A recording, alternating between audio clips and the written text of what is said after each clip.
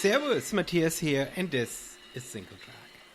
After sharing many miles together, running trails in the Capitol Forest just outside Olympia and in Olympic National Park, I finally get to sit down with my good friend and running partner, Keith Yates. Keith is here to talk about his fundraiser, Running for Yelm.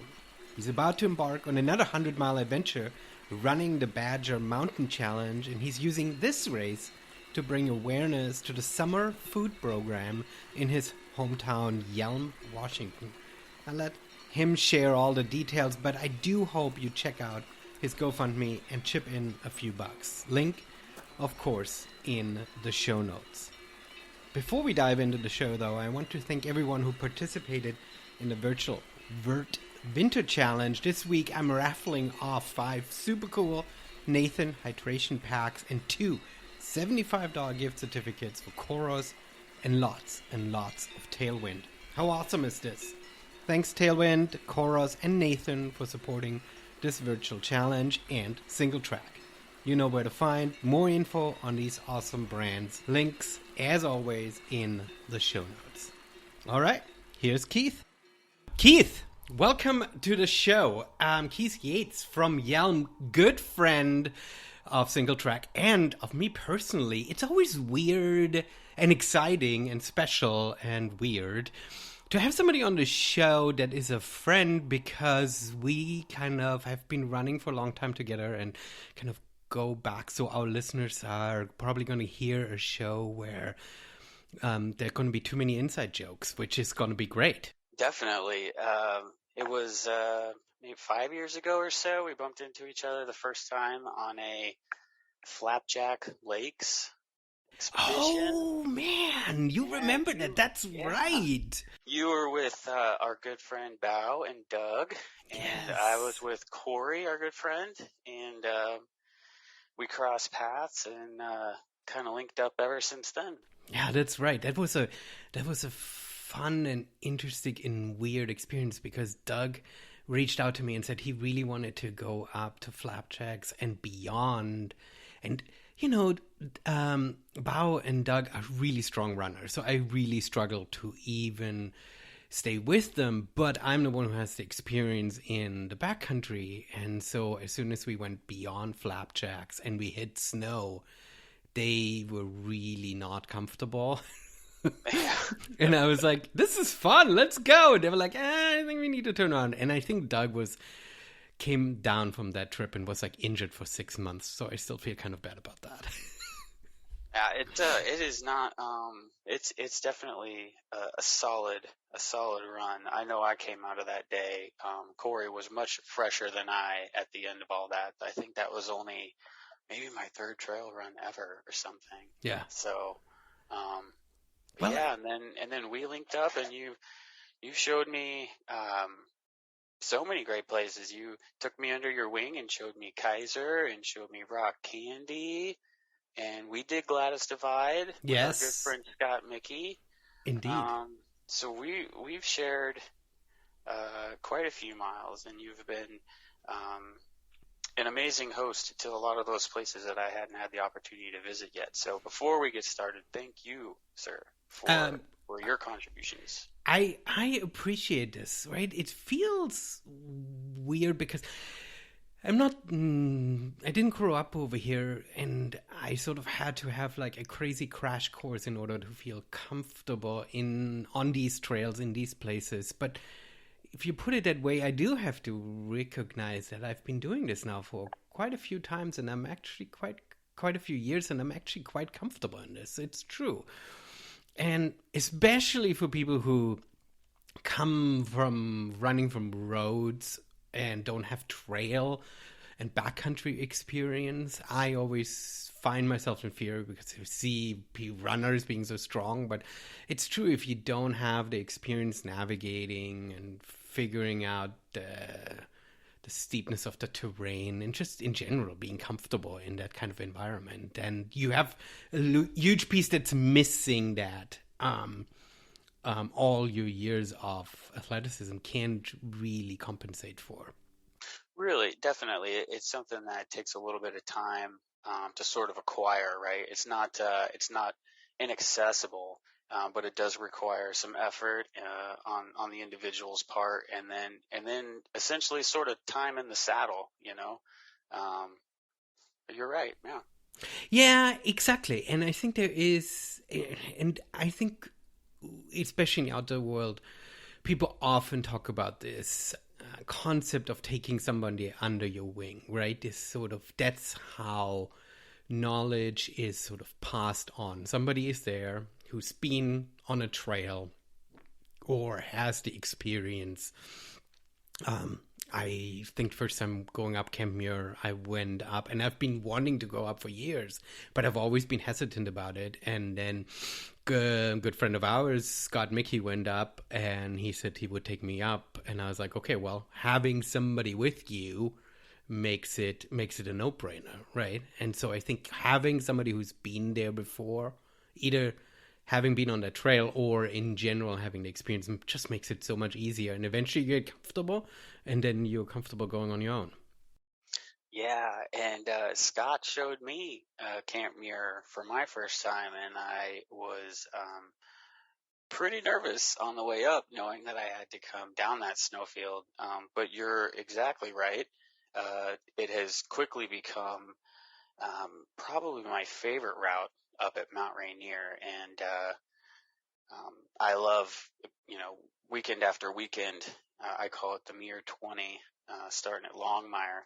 Um, yeah, the Sherpas, if you will, for our I various know, right? So forested areas around here. for people who don't know, Yelm is sort of, especially coming from the west, the gateway to Mount Rainier National Park. And so you living 20 minutes from Olympia is sort of away from I-5, but you closer than anyone almost to Mount Rainier National Park and the main Ashford entrance. And so you spend a lot of time in the summer out there, just because your access points, your travel time is, I mean, from Olympia, it's still close, but you have it even closer. Yeah, I've got maybe a 25-minute or so head start on folks that are coming from the Olympia area in general. And so I have found myself leaning towards Mount Rainier National Park more so than Olympic National Park. Um, and that Longmire entrance, as you mentioned there in Ashford, is just a prime starting point for so many wonderful journeys in the park, with a very safe parking lot that has services and restrooms, and lots of the weekend tourists show up. So you're not parking your car in a remote unlit lot, and that type of thing. But yeah, I love starting there at Longmire, and then Oh, I do I too. got a few favorite routes from there. So. No, Longmire is one of my favorite starts, especially as trail runners, right? I think if you're just a day hiker, of course you want to go up to Paradise or Sunrise because you just want to be above tree line as fast as possible. But as a trail runner, we don't mind getting onto the trail as fast as possible and cutting down on how much driving time we need, and having the Wonderland Trail go through Longmire, and in that A section of the Wonderland, the trail is just so well groomed and accessible that it's not just accessible, but you are still on the Wonderland. So it is so special to step your foot on this trail, right? Definitely, yeah. You can take the Wonderland towards Narada, and then up to Paradise and to Camp Muir, or you can turn around and take it the opposite way and go Rampart Ridge and Devil's Dream and Indian Henry's Campground, and then go across this amazing, single file line suspension bridge, and then up to the South Tahoma Glacier. That's one of my favorite out and backs there. It's like 22 miles and about 6,700 feet. Um, and it's just wonderful. You get up by Indian Henry's and you got the meadows and the flowers and everything. And then over by the Tahoma Glacier, the South Tahoma Glacier, it's almost like it's a completely different terrain. It's rocky and almost, I've never been to St. Helens, right? But it's almost like this volcanic kind of, small pebble gravel rock and sharp rock, and it's just a completely different environment. Yeah, so that is taking the Wonderland clockwise, heading west, and I think the entire west side, because the west side road is washed out and therefore not a good access point anymore, it's just so much more remote, right? And you do somewhat have to deal with the fact that you're running an out and back, so which I guess is fine, because if you know what you're going to be expecting on your way back when you're tired, and you can easily anytime turn around. You just have to calculate how many miles you have to back, but it is an out and back this way. I've not made it much further than Rampart Ridge, so I've not been all the way to the glacier that you'd mentioned. But yes, this is definitely it's a cool, and it's a very remote area, which is very different to Longmire Paradise. For sure. There's definitely playing music through a Bluetooth speaker to announce your presence in some sections. I have seen a bear at a great distance, but it did stop me in my tracks immediately. It just wasn't something I expected to see, and then it scampered away. But it was a very, very stark reminder that you are out sort of and no one else knows you're there. And that is the out and back, that's sort of what you have to deal with when you're, solo and you got your car in one spot or whatever, right? Yeah, and that's sort of the very interesting piece from Longmire, that you have those two very sort of opposite experiences. You can go west and get very remote very quickly. I mean, you sort of drop down from Rampart Ridge and you're completely on your own. But then, especially if you're alone and you do want a little bit more safety, both in amenities, because I love that when you go Longmire Paradise, Camp Muir, that you have that paradise in between. If you need a bathroom break or whatever, need to refill your water, you sort of have an aid station location built in, right? Yeah. And so from a safety point of view, that heading the Wonderland the other way is an absolute amazing sort of route, and from there you can then loop along the skyline all the way to Reflection Lake, and you get a little bit more of a loop route in, right? Mm-hmm. Yeah, no, that's it's interesting you mentioned that. That's probably my second favorite route, and I don't get to do it too often, but it's Longmire to Paradise, up to Muir, back down to Paradise, then over to Reflection Lake, up Pinnacle Peak to the Saddle, then back to the Wonderland, and then back down to Longmire, and then up to Eagle Peak Saddle. So you're looking at about 32 miles, 12,000 feet. Okay, well that's a little bit extra. Well, I like it. That's training for the 100. You gotta get that vert and those miles, and then you got peace of mind that you're good. I mean, but that Eagle Peak all the way at the end is a little bit mean. It's a challenge, but if you do Eagle Peak first, then you're going to be late at Paradise, and then you got that trek up to the snowfield, and you have to dodge all of the day hikers. Yeah, exactly. That's the. And so you're less worried about the quality of the snow late in the day, and more about the quantity of the people that you're encountering. I remember heading down once on a really, really busy summer weekend day, and just heading down just above Paradise, the amount of people that we ran against, because they all started between 9 and 10 in the morning, right? And so they all came towards us, and we're like, we're here, we're coming, out of our way, with poles and everything. So that was a little bit of a crazy experience. It definitely does feel like the proverbial going against the grain with the flocks of people, in jeans and slacks, and Absolutely. Yeah, this is wild.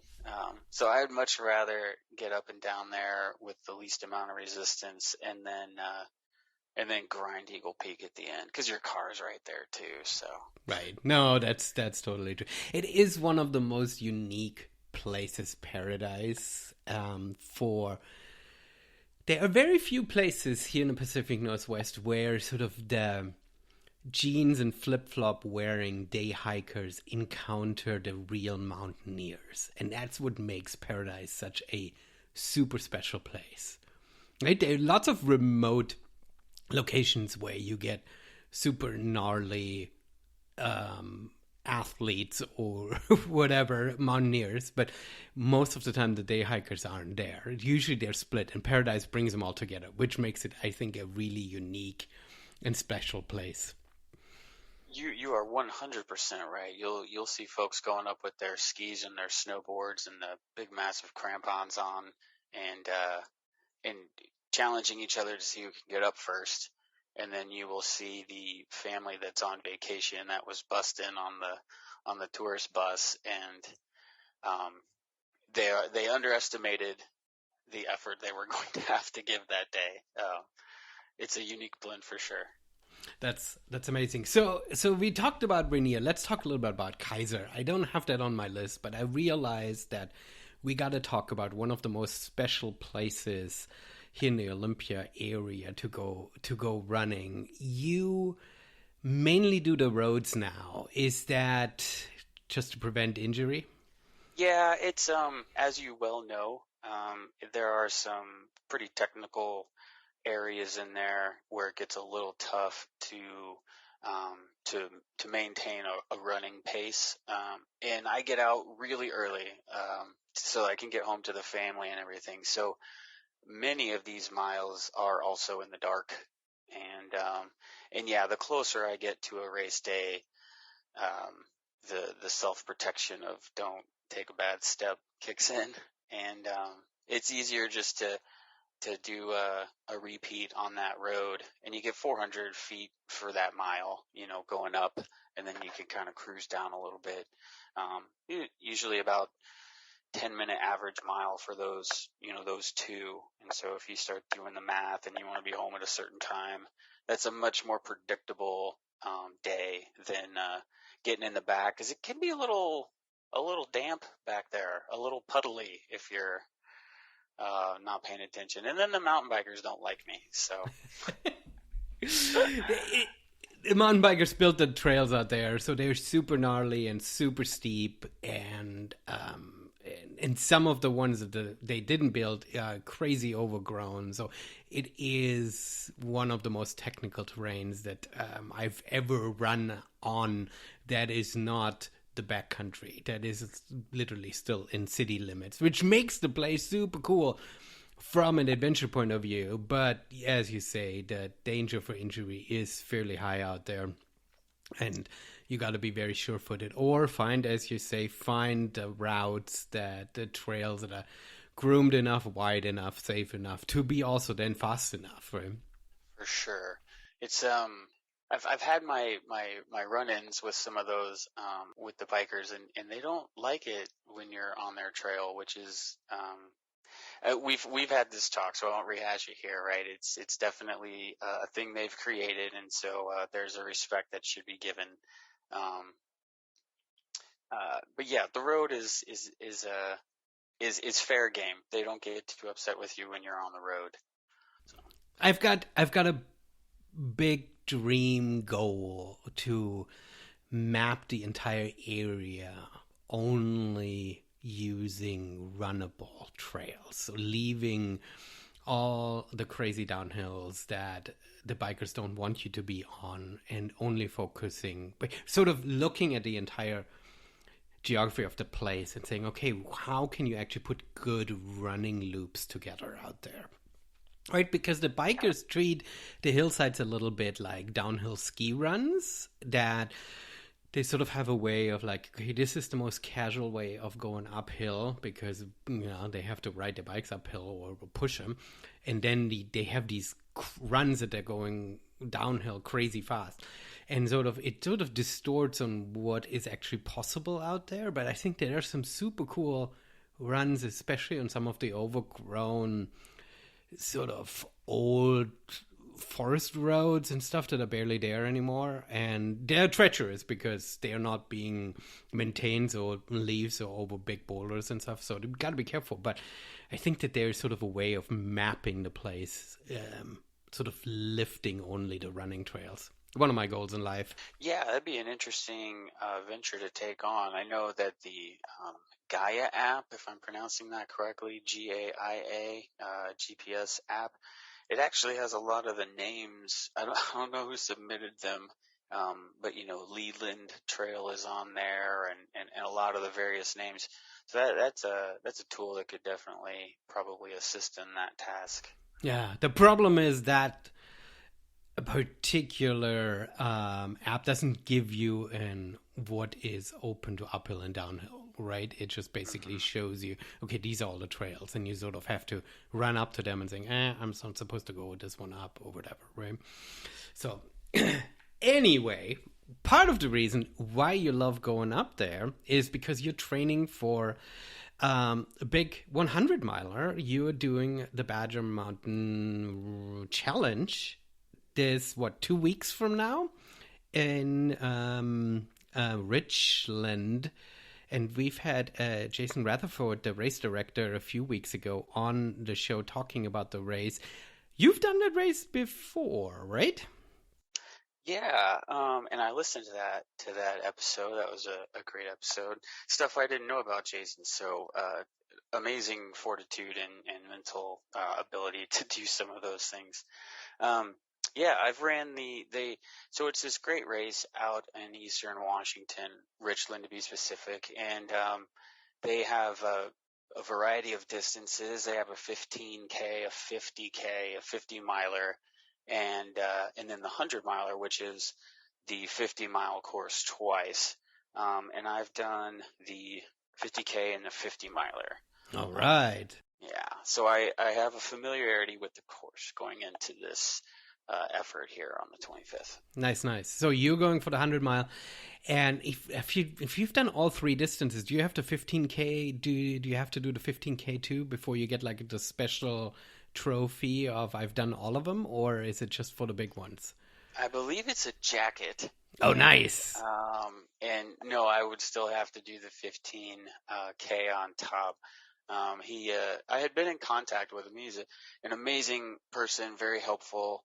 So if anybody out there is listening, this is a great race to get into. And the RD, Jason, is a wonderful person to work with, and is very responsive. And he tried to coax me into signing up for the 15K as well. And I just wasn't sure I was going to have it in me, and that the crew and folks who were coming along to help me out would really want to hang out for another, I don't know, what would 8 more miles take?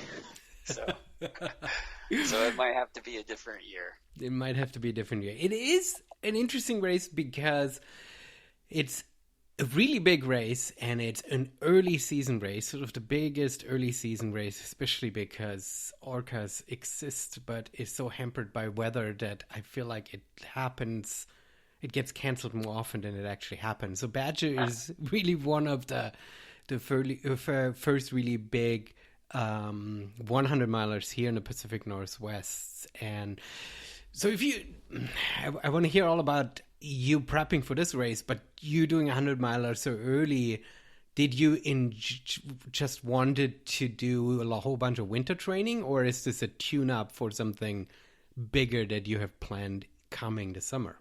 Well, I don't know too many folks who enjoy winter training blocks, but having familiarity with this course, and then speaking with our friend Scott Mickey, who has a sub-24 finish on this course, I have always wanted to do the 100, but this does also fall directly in line with a program I'm trying to support, and so I don't know, we can talk about that here in a few, but it directly lines up with sort of a hit time and a main point for that program. So I don't have any larger plans going into the summer.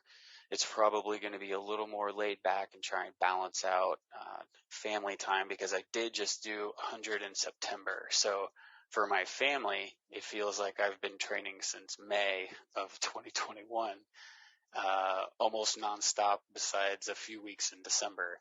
So, got to make sure that you take care of the family and make sure the priorities get realigned and in the right order.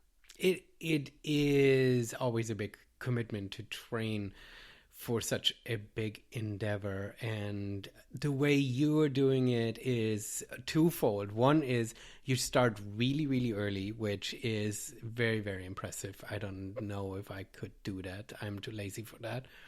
But the other thing is that you also follow a very, very strict training plan, which is also something that I couldn't do.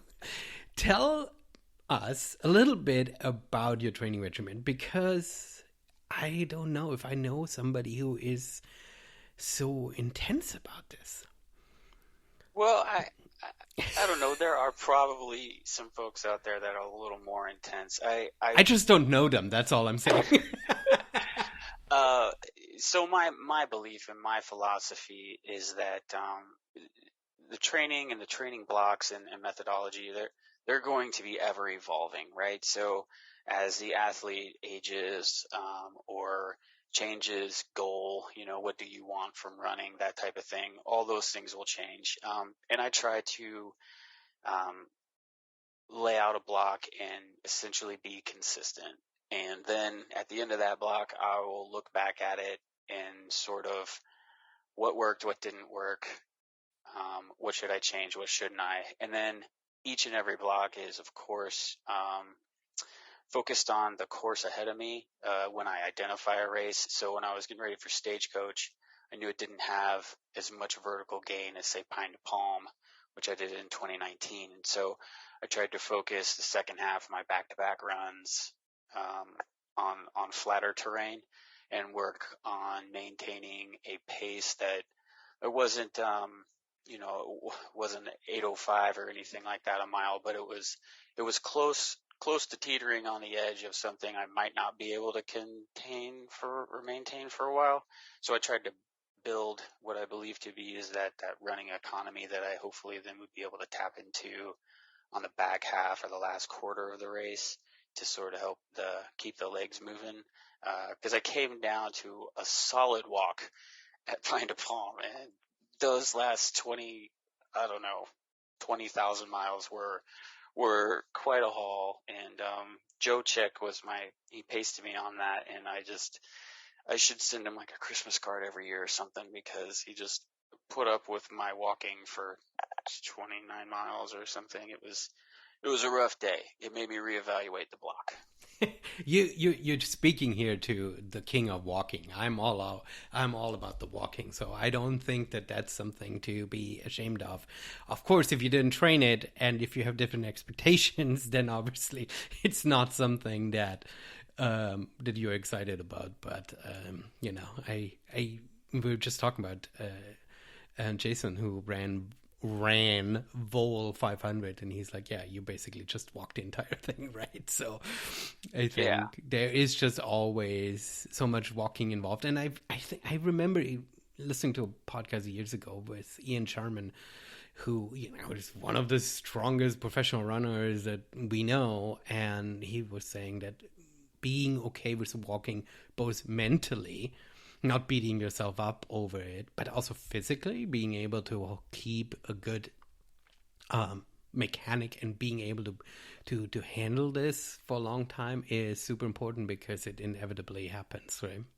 Yeah, there's definitely 100% a place for sort of walking and regaining a heart rate and controlling breathing and getting some calories in and taking a mile or so or 10 minutes to sort of regroup. There's definitely a place for that.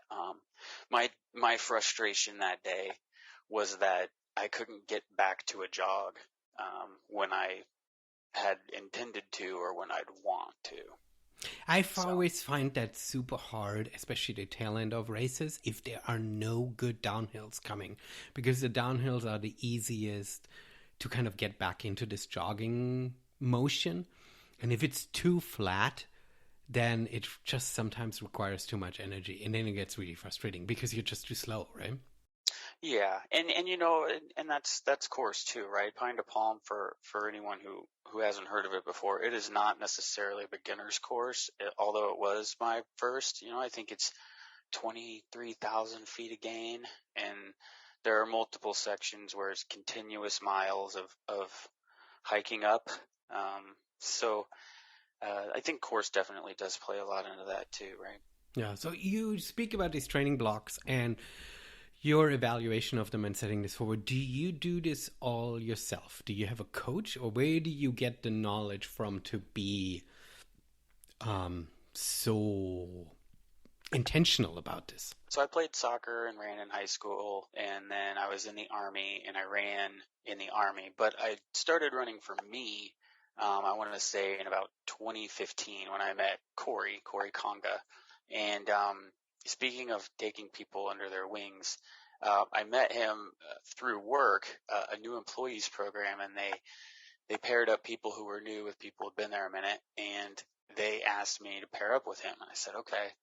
And he was the new guy, and so I said, well, what do you do? And we both lived in Yelm at the time. I said, well, what do you do? And he said, oh, I run. And I said, cool, I'll meet you.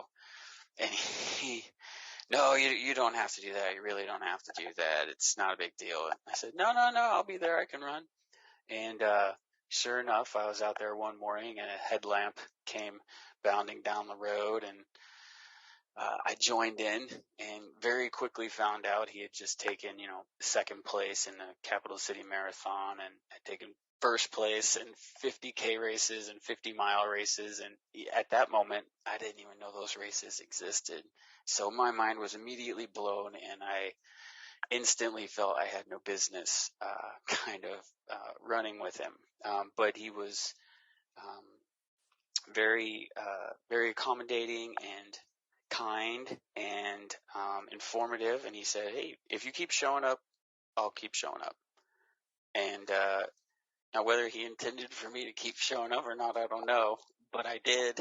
And he kept true to his word, and he ended up coaching me and giving me my first training blocks and training plans and doing half marathons and stuff. And so then life picked up for him, and he stepped back on coaching um, after in about 2019. And so I did my first training block for Pine to Palm, and I sent it to him, and he looked at it, and he's like, "Yeah, this looks pretty good."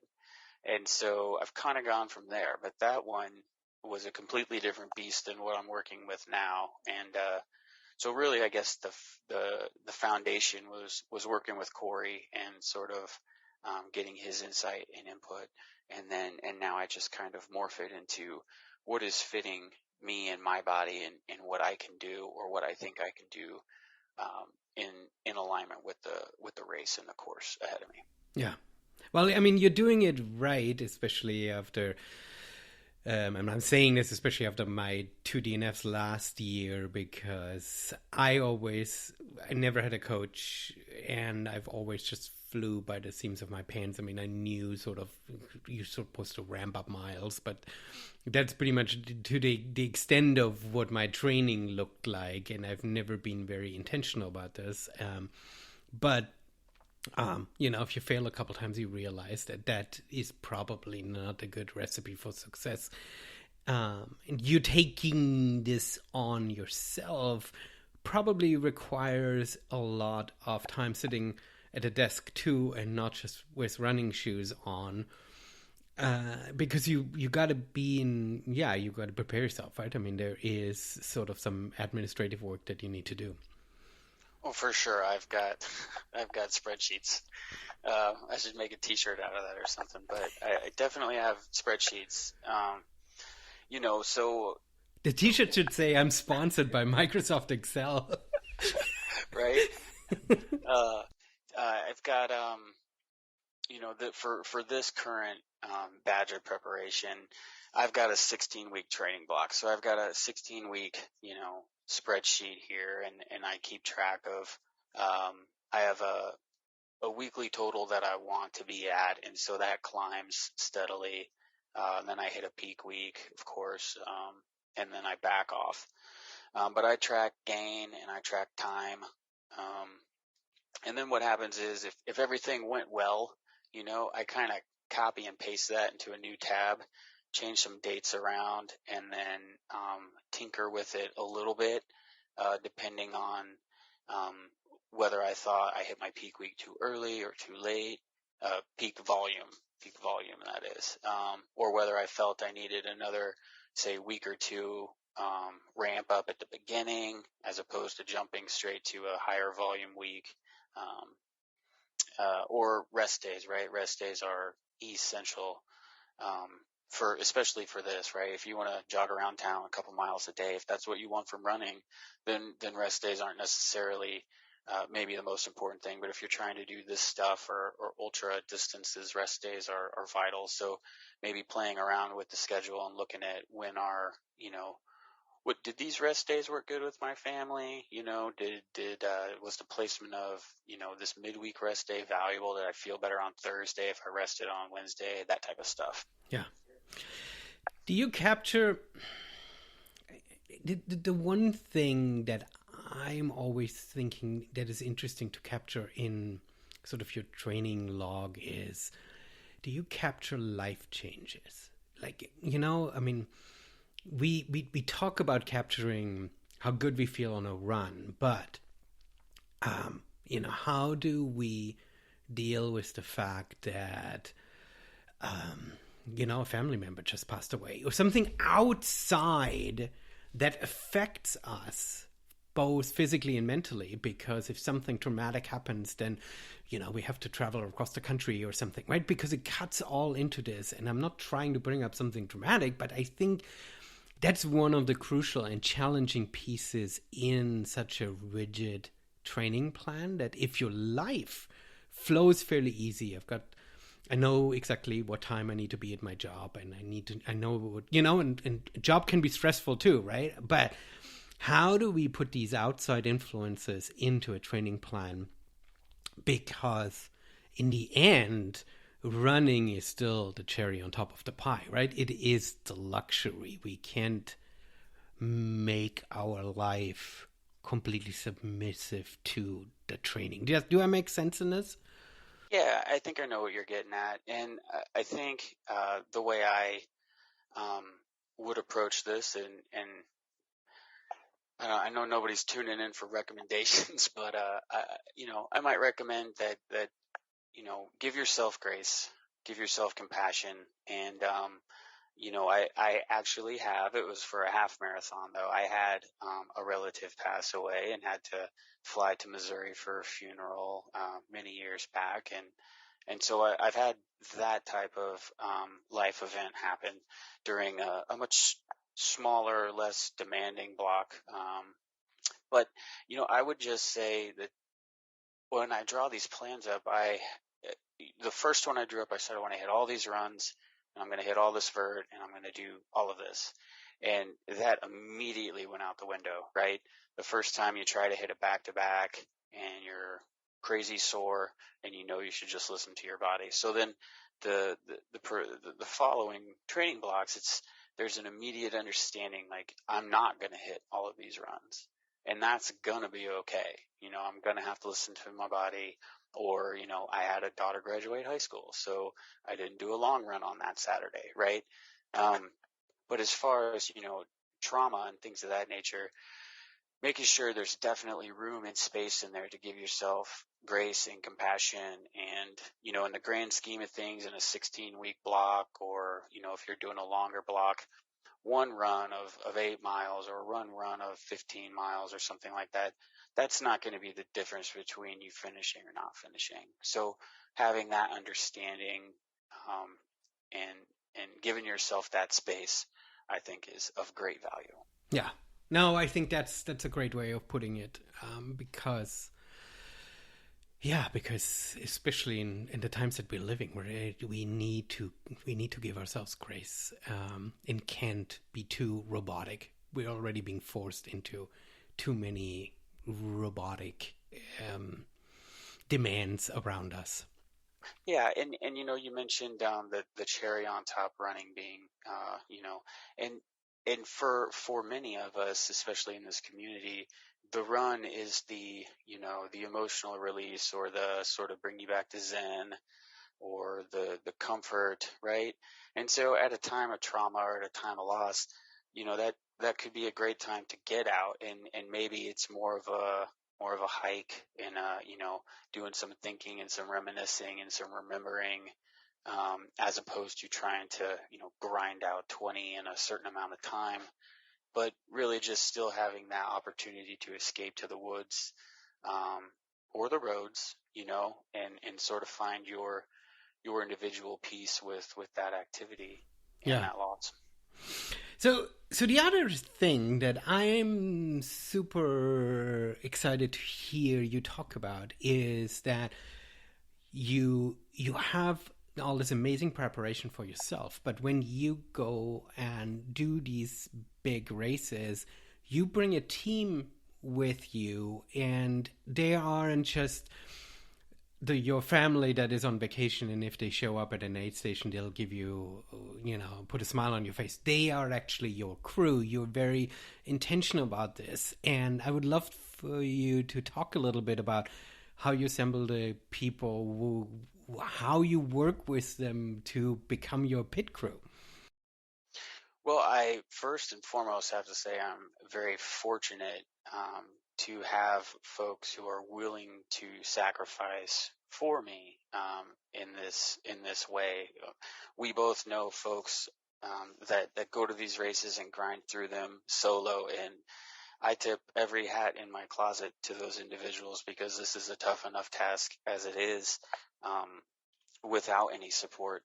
I would say, my father, uh, makes a trip out from Missouri, to help me, go to Arizona or come up to Oregon, to help me for these races. And then I've got, a great support crew of friends. Doug Martin and Joe Chick helped me out in Pine to Palm. And then my brother flew out with my father, for Arizona Stagecoach.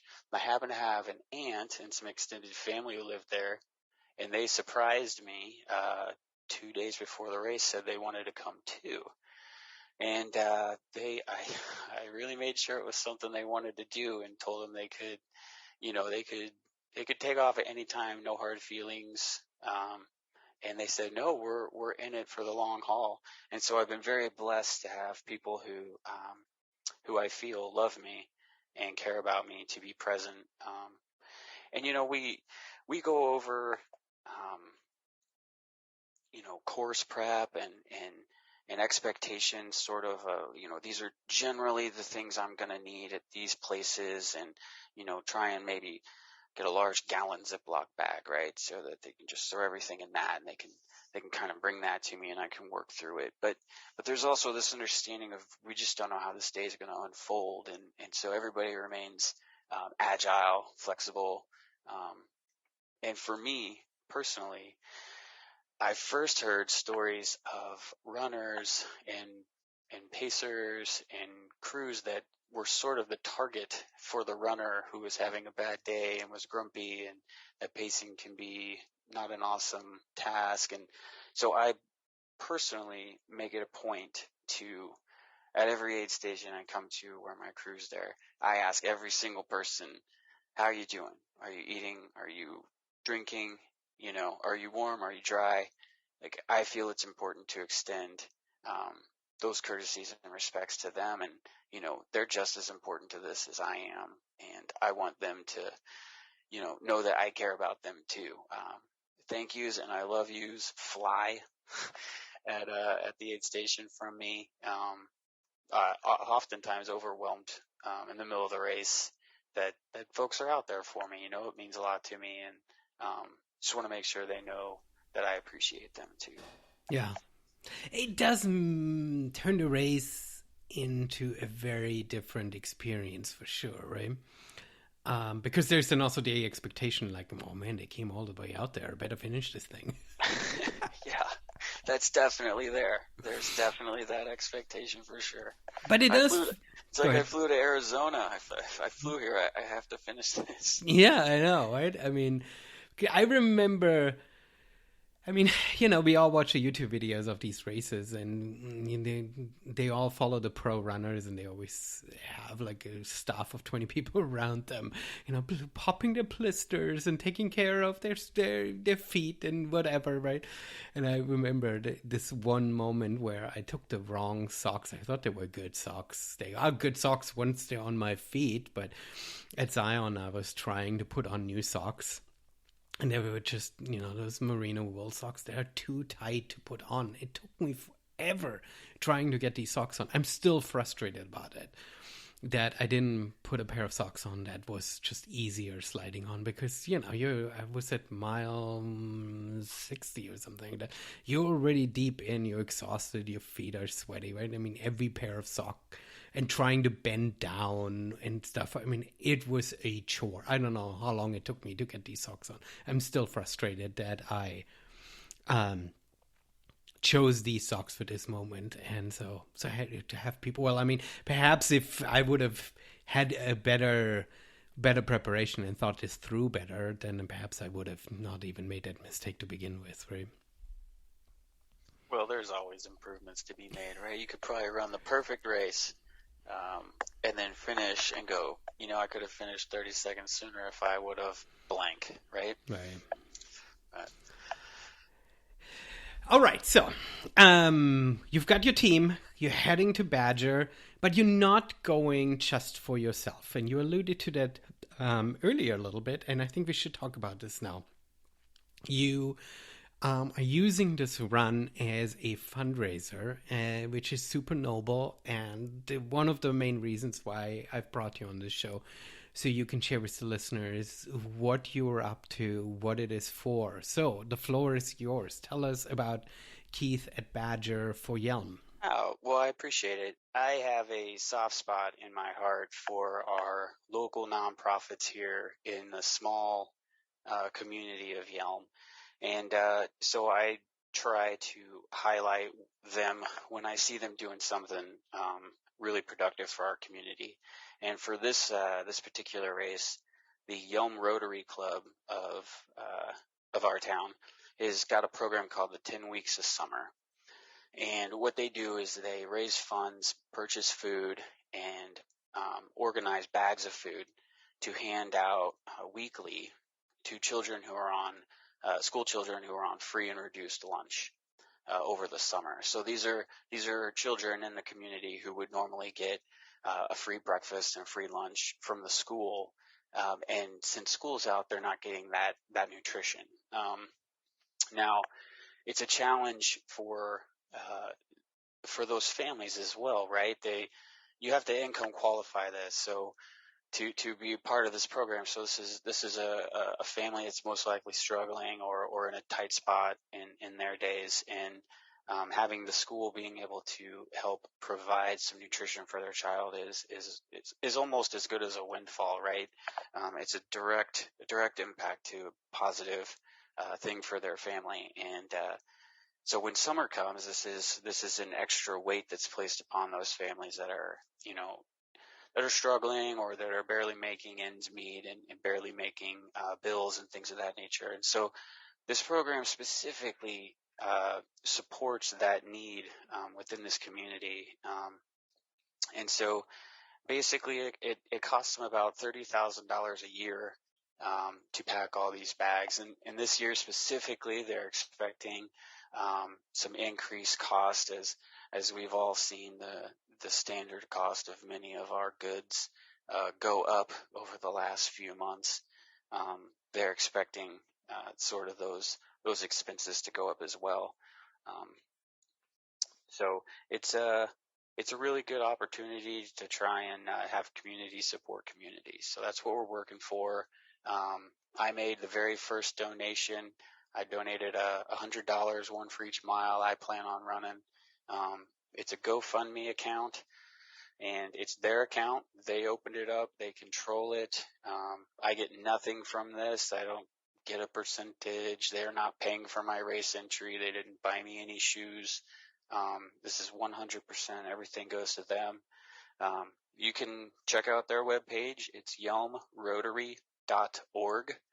and they've got a fundraiser tab, and you can click on that, and then you'll see a picture of a flyer with my face, and you can click on that, and there's another page, and putting my face on stuff feels a little awkward, but I understand that you kind of have to put a face to something like this so people know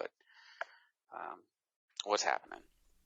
That's absolutely amazing. We've got a link. In fact, if you check your podcast player right now, dear listeners, there should be a link right there to underneath the show notes to be able to check this out and give what you can. We're super supportive of this and encourage everyone to check it out. How do people get a chance to reach out to you? I know you've set up a dedicated Instagram feed for that. If people have questions, if people want to reach out to you directly, what's the best way for them to get a hold of you? Yeah, I've got an Instagram account, running for Yelm, the number 4, so running underscore the number 4 underscore Yelm, and that's me. So I've followed all of our local Yelm High School and athletics programs and Rotary and all that stuff. So you can actually find the Yelm Rotaries link there as well. And I take and answer questions there. Put up a little content in regards to training and what I've been doing, and I will be updating that page as Badger is going on, leading into, and then hopefully during. Hopefully, I'm in good enough shape to put a post up or two. Amazing. So you know, trail running, especially ultra running, is sometimes such a solitary activity, but you every now and then join your local cross country team and run with them too. You're still fast enough for that. I have to join them on the easy days so that the young guns don't leave me in the woods. I actually have a friend of mine is the coach there. His name's Alex McIntyre, and he and Doug Martin are actually the Secretary of State. You got to call them governors or board members or whatever, but I prefer the title leader, and the three of us are leaders or board members here at Running for Yelm, the nonprofit that I've stood up with the Secretary of State's office. And so I get an opportunity to meet with them, and he asked me to come in and sometimes talk to the athletes, and I feel it's a privilege and an honor to get to share some miles with them. Yelm has some amazing talent and some amazing people. We last year, whatever you call it, the student with the best GPA and all that good stuff. I'm going to butcher his last name, but it's Bryce Cirkowitz, I believe, and he got a full ride to Gonzaga to be on their track and cross country team. He holds, a bunch of records here at Yelm High School, and he was in town yesterday, so I got to share a few miles with him as well. Rumor has it this past week he had knocked out 2 miles in 9 minutes. Wait! That's what I do on 1 mile on a good day.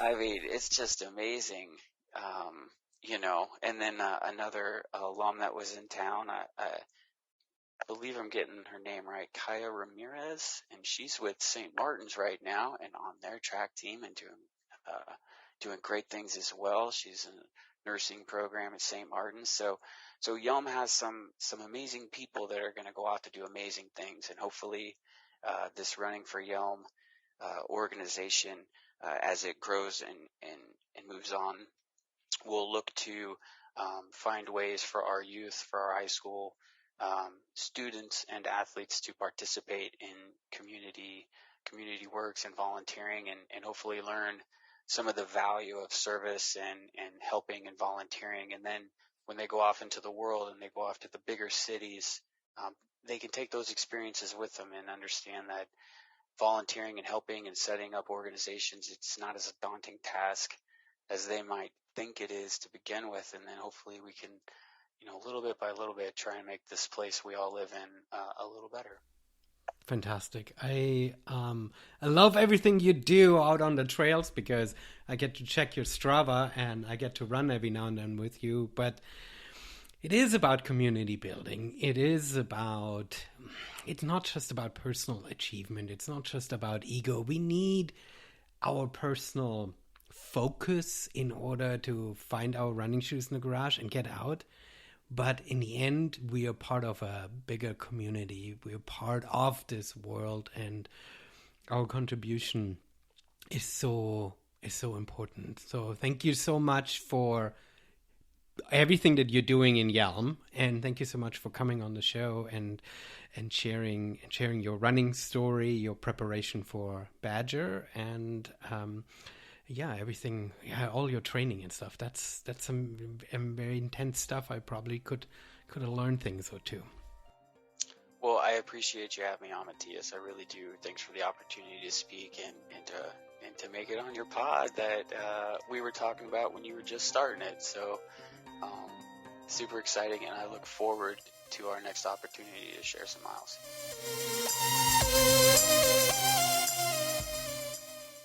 Thanks for listening, and please do check out Keith's fundraiser, Running for Yelm, and support his cause in any way you can. And thanks to Nathan Sports, Chorus, and Tailwind for supporting Single Track. I'm your host, Matthias, and so see you all next time.